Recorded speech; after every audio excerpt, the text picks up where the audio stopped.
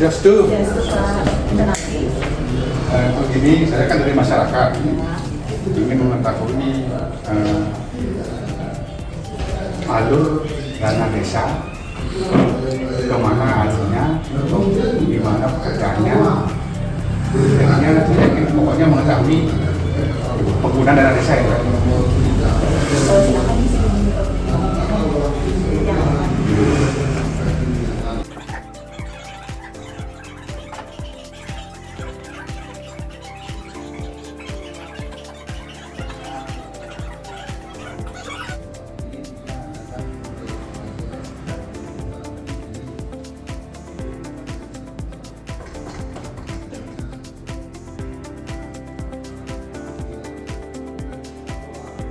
Om Swastiastu. Om Swastiastu.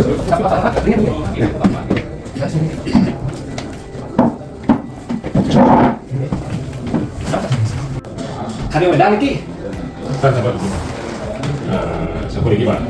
Nggih. Kami dari masyarakat. Sebenarnya sih dari TV sih sudah melihat, cuma ingin mengetahui pastinya bagaimana sih penyaluran penggunaan dana desa yang semua. Nggih. Yang jawab nggih, Bapak-bapak nggih. Apa sih dana desa itu? Dana desa adalah dana yang bersumber dari anggaran pertambahan pelajar atau APBD yang diperuntukkan bagi desa. Dana desa itu bersumber dari pajak pusat pertama, kemudian dialokasikan ke desa-desa di seluruh Indonesia. Tujuannya adalah untuk pemerataan pembangunan agar kemajuan ekonomi tidak hanya terpusat di kota besar, tetapi juga menjangkau wilayah pelosok seperti kita di desa. Adapun dana desa berarti transfer langsung ke rekening kas desa dan digunakan untuk membiayai penyelenggaraan pemerintahan, pelaksanaan pembangunan, pembinaan kemasyarakatan, dan pemberdayaan masyarakat. Saya ingin tahu juga Pak Sekdes, berapa sih sebenarnya dana desa khusus tahun 2025 Pak, supaya kami selaku masyarakat lebih jelas tahu gitu Pak. Oke, Pak, perlu kami jelaskan. Jadi transfer dana desa dari pusat berbeda-beda tiap desa Pak. Jumlah yang diterima setiap desa itu didasarkan pada beberapa formula. Yang pertama ada yang namanya alokasi dasar. Alokasi dasar itu ada nilai yang merata yang disalurkan ke setiap desa. Terus yang kedua ada alokasi formula. Artinya dihitung berdasarkan jumlah penduduk, angka kemiskinan, luas wilayah, dan kesulitan geografis. Misalnya ada yang di balik bukit, seperti teman kita yang di Songan berbeda. Yang ketiga ada alokasi afirmasi atau kinerja. Bonus untuk desa yang tertinggal dengan jumlah penduduk yang miskin tinggi dan atau desa dengan pengelola keuangan yang sangat baik. Jadi sambil tanya Pak Sekdes, bagaimana sih sebenarnya alur penggunaan desa? Siapa saja yang berhak menggunakan dana desa? Ya, untuk alur penggunaan dana desa itu seperti yang diatur oleh Kemendagri 20 tahun 2018. Alurnya mengikuti siklus pengelolaan keuangan desa, yaitu satu perencanaan yang dimulai dari musyawarah desa di bulan Juni, kemudian musrenbang di bulan September, dan penetapan SKP desa di dan penganggaran yang kedua. Hasil perencanaan dimasukkan ke dalam APBDes melalui penganggaran yang dimulai dari bulan September dan paling lama ditetapkan tanggal 31 Desember. Setelah ke pelaksanaan, uang yang dicairkan dari rekening kas desa untuk membiayai program yang telah disepakati oleh BPD dan pemerintah desa yang tertuang dalam APBDes desa. Yang keempat yaitu pelaporan atau pertanggungan.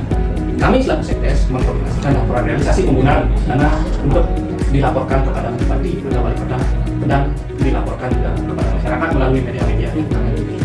Baik Bapak-bapak, dapat kami jelaskan terkait aturan penggunaan dana desa di tahun 2020. Aturannya yang mengatur adalah Peraturan Menteri Keuangan Nomor 108 Tahun 2024 tentang pengalokasian dana desa setiap desa, penggunaan dan penyaluran dana desa di tahun 2025. Adapun penggunaan dana desa diutamakan untuk mendukung penanganan kemiskinan ekstrim dengan penggunaan dana desa paling tinggi 15% untuk BLT dana desa dengan target keluarga manfaat penggunaan data pemerintah sebagai acuan. Yang kedua, untuk penguatan desa yang adaptif terhadap perubahan iklim, yaitu untuk pelatihan tanggap bencana, mungkin untuk mengelola situasi biar menjadi lebih tertata.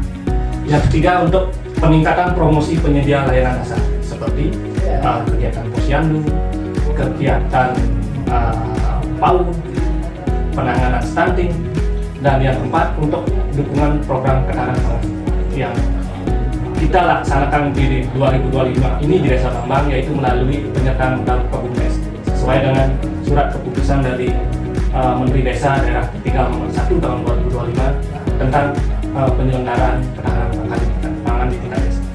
Yang kelima yaitu untuk pengembangan potensi dan keunggulan desa. Dan keenam untuk pemanfaatan teknologi dan informasi untuk mempercepat implementasi desa digital. Yang ketujuh untuk pembangunan berbasis padat karya tunai dan penggunaan bahan baku lokal berskala desa. Yang kedelapan untuk program sektor prioritas lainnya di desa seperti yang kita laksanakan ada rehabilitasi jalan wisata dan pembangunan jembatan untuk memperlancar transportasi di tingkat bawah. Jadi seluruh penggunaan dana desa ini berpedoman pada prinsip dari dan oleh dan untuk masyarakat. Artinya penggunaan anggaran harus disepakati bersama melalui musyawarah desa dengan tujuan akhir untuk mengentaskan kemiskinan dan meningkatkan kesejahteraan seluruh lapisan masyarakat desa secara berkelanjutan.